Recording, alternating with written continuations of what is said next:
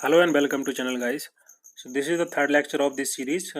In this series we are discussing some important social issues, uh, in government schemes, ranking, important days, act and provisions. So today's lecture we are discussing some important day, some government schemes and ranks. So let's start. First, World Refugee Day, which is observed on 20th June, and the theme of this Refugee Day is every action count and all lives matter. So this is the theme of this day. First time it is observed on 2001, and the original name of this day is the African Refugee Day. Second is World Global Burn Day, which is observed on the 15th June, and it is established in 2007 by the EWEA. So this is the Association of European Wind Energy, और उसके कुछ objective हैं जैसे कि to discover, encourage and create awareness about a renewable natural form of energy and advantage of the use of wind energy. Wind energy के क्या क्या advantage हैं, जैसे कि एमिशन को कम करना, एयर क्वालिटी को बड़ा इम्प्रूव करना और साथ ही एम्प्लॉयमेंट को जनरेट करना, और उसके बारे में रिन्यूएबल एनर्जी के बारे में अवेयरनेस फैलाना, इनकरेज करना। ये सबके ऑब्जेक्टिव के आधार पर इसको 15 जून को इसको bind energy, global bind energy day को ऑब्जर्व किया जाता है। तो ये दो इसके इम्पोर्टेंट डे थे आज के लिए। और कुछ ministry of health and family welfare के अंतर्गत कुछ स्कीम्स आती हैं और उनको डिस्कस कर लेते हैं, जैसे कि नेशनल हेल्थ मिशंस NHM।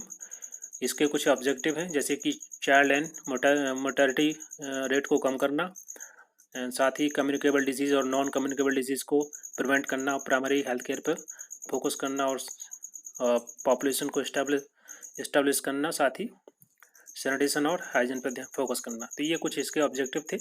और जो नेशनल हेल्थ मिशन है ये बेसिकली दो इसकी सब स्कीम है, एक जो कि ग्रामीण क्षेत्रों में चलाई जाती है और दूसरी रूरल क्षेत्रों में।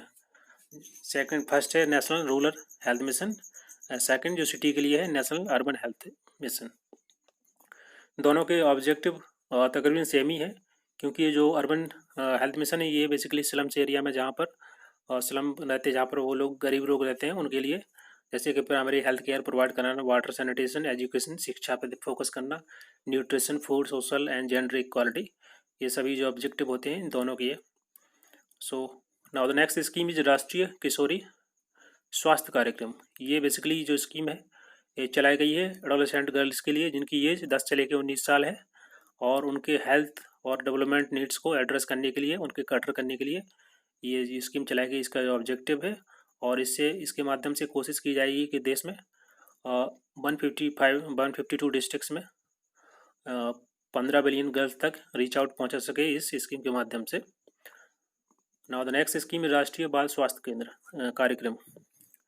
इसके माध्यम से जो 0 से लेकर 6 ईयर्स ओल्ड बच्चे होते हैं उनको कवर करना, और साथ ही वो बच्चे जिनकी उम्र 18 साल तक है और उनको स्कूल में एनरोलमेंट कराना, जो सरकारी स्कूल हैं या जो सरकारी एडेड स्कूल हैं उनमें कक्षा 1 से लेकर कक्षा 12 तक उनका एनरोलमेंट कराना। तो इनकी ये कवरेज है इस स्कीम का, और इसके ऑब्जेक्टिव है कि इसमें early identification and early intervention for the child, जैसे कि इसमें 4D दिया है। 4D का मतलब होता है defects at birth, deficiency, disease, development delay including disabilities. तो बर्थ टाइम पे अगर कोई डिफिशिएंसी है, कोई डिजीज़ है, कोई प्रॉब्लम्स है, तो उन सभी को अर्ली इंटरवेंशन करना, अर्ली डिटेक्शन करना। तो ये इसके कुछ ऑब्जेक्टिव थे राष्ट्रीय बाल स्वास्थ्य कार्यक्रम के। उसके बाद नेक्स्ट स्कीम जननी सुरक्षा योजना, जननी सुरक्षा योजना। इसके मेन ऑब्जेक्टिव है कि इसके माध्यम से maternal and infant mortality rate को कम करना by providing institutional delivery among pregnant women. इसकी बेनिफिशरी कौन कौन है? जो प्रेग्नेंट वीमेन है वो, उसके बाद जो बच्चे उनके पैदा होंगे न्यू बॉर्न बेबीज़, वो बेनिफिशरी होंगे इस स्कीम के अंतर्गत। और ये जो स्कीम है that come under the NRHM, and the focus of this scheme on the poor pregnant women. Now the next scheme is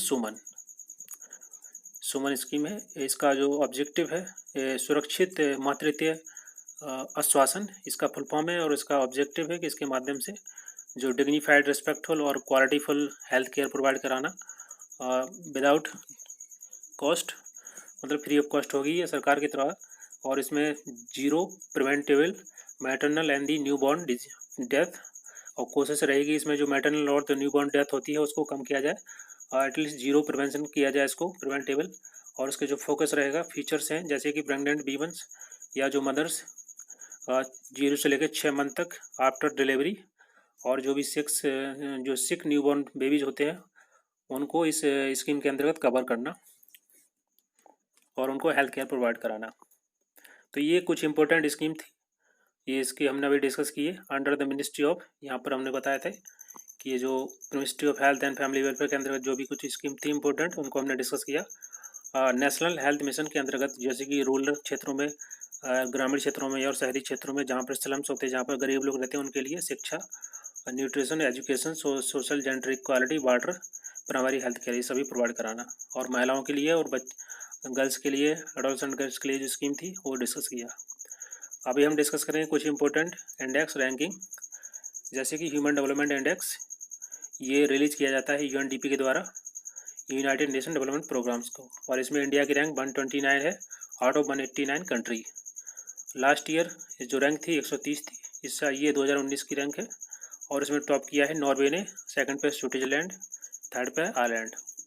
अगर हम बात करते हैं पैरामीटर की, कौन कौन से पैरामीटर के आधार पर ये रैंकिंग तय होती है, तो लाइफ एक्सपेक्टेंसी कितनी है, एजुकेशन, वहाँ का शिक्षा का स्तर कैसा है देश में, और पर कैपिटा इनकम कितनी है, तो इसके आधार पर ये जो रैंकिंग तैयार की जाती है। इसमें इंडिया की रैंक 129 है। Now the next index is human capital index 2019। ये बेसिकली वर्ल्ड बैंक के द्वारा इसको रिलीज किया जाता है, और इंडिया की रैंक इसमें 115 है आउट ऑफ 157 कंट्री। यहाँ पर आप देख सकते हैं इसके जो मेन कंपोनेंट हैं जिसके आधार पर ये जो रैंक तैयार किया जाता है, सर्वाइवल, क्वालिटी ऑफ एजुकेशन, शिक्षा का वहाँ कैसी क्वालिटी है, और हेल्थ एनवायरनमेंट कैसा है देश में, और सर्वाइवल कैसा है, और सभी के आधार पर ह्यूमन कैपिटल इंडेक्स को तैयार किया जाता है। और इस साल की जो थीम थी the changing nature of work 2019 की, तो ये जो थीम होती है बहुत इंपॉर्टेंट होती है, इसको आप याद कर सकते हैं। Next is global hunger index. इसमें इंडिया की रैंक 102 है आउट ऑफ 117 कंट्री, और 103 रैंक थी 2018 में लास्ट ईयर, और रिलीज किया जाता है वर्ल्ड हंगर हेल्थ के द्वारा। और इसके कुछ इंपॉर्टेंट इंडिकेटर हैं जिसके आधार पर ये इंडेक्स जारी किया जाता है, जैसे कि under nourishment, child wasting, child stunting और चाइल्ड मोर्टेलिटी। इन सब के आधार पर इसको इंडेक्स को बनाया जाता है। उसका नेक्स्ट है global gender gap index, world economic forum के द्वारा इसको रिलीज किया जाता है, और इसमें टॉप किया है आयरलैंड ने, सेकंड नंबर पर नॉर्वे एंड थर्ड नंबर पर फिनलैंड। और इंडिया की रैंक इसमें 112 है, 112 आउट ऑफ 153 कंट्री। और इसमें जो मेजर किसके आधार पर ये जो रैंकिंग तैयार की जाती है कि वहाँ की इकोनॉमी देश के, और शिक्षा का स्तर कैसा है, हेल्थ का स्तर कैसा है, और साथ ही पॉलिटिकल रिप्रेजेंटेशन किस प्रकार से है, तो उसके आधार पर ग्लोबल जेंडर गैप इंडेक्स तैयार किया जाता है। तो ये थे कुछ इंपॉर्टेंट इंडेक्स रैंकिंग, और इसमें कुछ गवर्नमेंट स्कीम के बारे में डिस्कस किया। सो आज के लिए इतना ही। Thank you very much for discussion.